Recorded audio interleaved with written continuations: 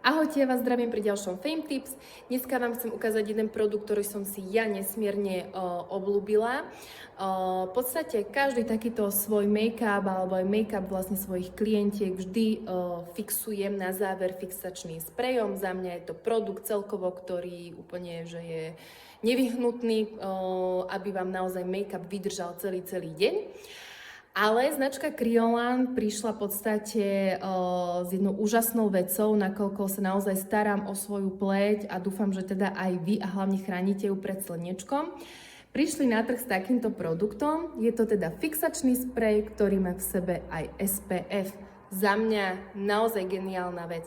Ako si takýto fixačný sprej v podstate aplikovať na tvár, na záver vlastne vášho líčenia, zhruba nejakých možno 20-30 cm, tvár trochu prestreknete, necháte zaschnúť a ja vám garantujem, že žiadne otlačky ani pohnutý make-up nebudete mať.